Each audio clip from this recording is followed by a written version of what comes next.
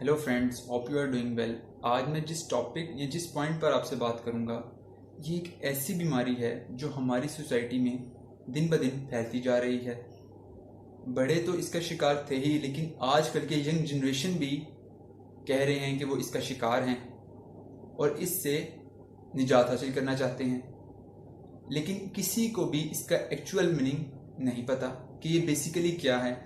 इसका नाम है डिप्रेशन। फ्रेंड्स, अगर मैं आपसे बात करूं, डिप्रेशन का इलाज जब भी हम करने चाहते हैं या करने जा रहे हैं तो हमेशा हम इसके सिम्टम्स पे काम करते हैं, इसके कॉज पे काम नहीं करते। एक सादा सी मिसाल है कि अगर आप बीमार हो जाएं और आप डॉक्टर के पास जाते हैं तो डॉक्टर इसके सिम्टम्स पे काम करता है। जिस भी बीमारी आपको होती है उसके कॉज पे काम नहीं करता। कॉज पे काम आपको खुद करना पड़ता है। फ्रेंड्स, डिप्रेशन इंसान की ज़िंदगी में दो तरह का होता है, एक साइकोलॉजिकल डिप्रेशन और एक होता है फिजिकल डिप्रेशन। पहले हम इन दोनों तरीकों में या इन दोनों टर्म्स में फ़र्क समझ लेते हैं कि इन दोनों में क्या फ़र्क है। साइकोलॉजिकल डिप्रेशन वो होता है कि अगर आप किसी काम को नहीं कर पा रहे तो आप डिप्रेस हो जाते हैं। जैसे never give up, failure is not the end point of life, हमेशा लाइफ में आगे बढ़ने की कोशिश करनी चाहिए। ये कुछ ऐसी टर्मिनोलॉजीज हैं जो साइकोलॉजिकल डिप्रेशन में आती हैं। अगर आप इनको नहीं कर पाते तो आप साइकोलॉजिकल डिप्रेशन में चले जाते हैं। लेकिन मैं आपसे बात करूंगा फिजिकल डिप्रेशन के बारे में। फ्रेंड्स, फिजिकल डिप्रेशन में साइकोलॉजिकल डिप्रेशन हर किसी की डिफरेंट हुआ करती है, लेकिन फिजिकल डिप्रेशन हर किसी की सेम होती हैं। मैं आपसे बात करूंगा फिजिकल डिप्रेशन के बारे में। फिजिकल डिप्रेशन में हमारे पास तीन चीज़ें आती हैं, एक बॉडी, एक माइंड और एक ब्रेन। अगर मैं कहूँ कि ये एक ट्रायंगुलर फॉर्म बनती है तो वो गलत नहीं होगा। जब भी मैं बॉडी की बात करूँगा तो बॉडी में आएगा आपका पेट। जब भी मैं माइंड की बात करूँगा तो माइंड में आपकी आएगी थिंकिंग। और जब भी मैं ब्रेन की बात करूँगा तो ब्रेन में ऑब्वियसली आपका आएगा न्यूरोलॉजिकल सिस्टम। फ्रेंड्स, सबसे पहले मैं बात करता हूँ बॉडी के बारे में, और बॉडी में हमारा आएगा पेट। हमें फिजिकल डिप्रेशन से जो चीज़ें बचाती हैं वो चार चीज़ें हैं: हवा, पानी, रोशनी और फ्यूल। फ्यूल मतलब जो आप खाना खाते हैं सारा दिन। मिसाल के तौर पर अगर आप कोई जंक फूड खा लें और आपकी हेल्थ ख़राब हो जाए तो आप डॉक्टर के पास जाएंगे और डॉक्टर आपसे पूछेगा कि आपने क्या खाया था, और डॉक्टर उसके मुताबिक आपको मेडिसिन देगा। वो जो भी मेडिसिन आपको प्रिस्क्राइब करेगा आप खाएंगे तो आपका माइंड एक ऐसा हार्मोन रिलीज करेगा जिससे आप कंफर्टेबल फील करेंगे, और जिस भी वजह से आपको अच्छा फील नहीं हो रहा था उसको टेम्परेली या वक्ती तौर पर स्टॉप कर देगा। अगर हम अपना फ्यूल ठीक कर लें, अपना खाना ठीक कर लें, जंक फूड ना खाएं और हेल्दी फूड्स खाएं, तो आप फिजिकल डिप्रेशन से बच सकते हैं। अगर मैं कहूं कि आपकी बॉडी एक कार की तरह है जिसमें फ्यूल अगर नहीं होगा तो कार कैसे चलेगी। अगर आप फ्यूल नहीं है और आप अपनी गाड़ी को स्टार्ट करना चाह रहे हैं तो ऑब्वियसली एक स्टेट ऐसी आएगी कि आपकी बॉडी डिप्रेशन में चली जाएगी।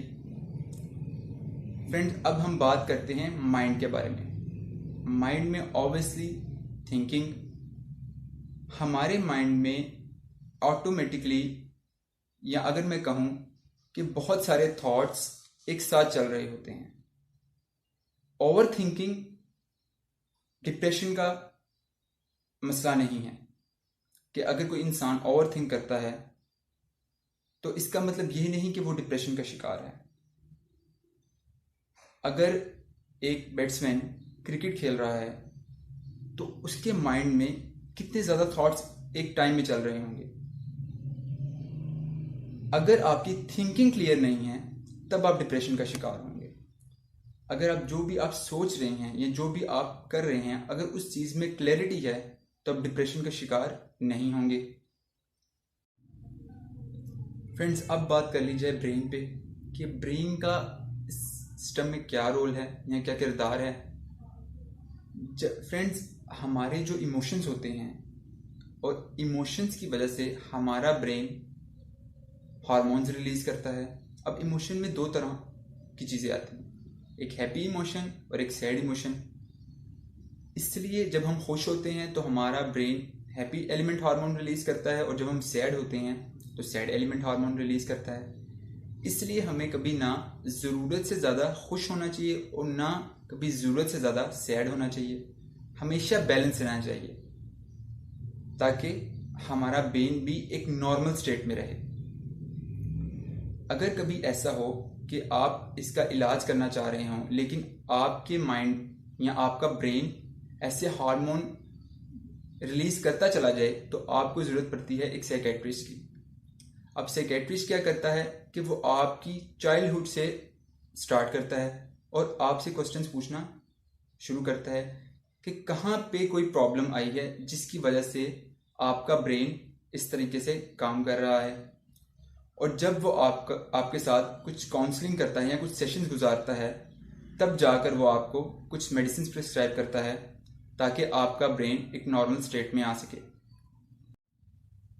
आपको साइकोलॉजिकल और फिजिकल डिप्रेशन को साइड बाय साइड लेकर चलना होता है। अगर आप साइकोलॉजिकल डिप्रेशन का इलाज करना चाहते हैं तो उसके लिए आपका फिजिकल फिट होना बिल्कुल ज़रूरी है।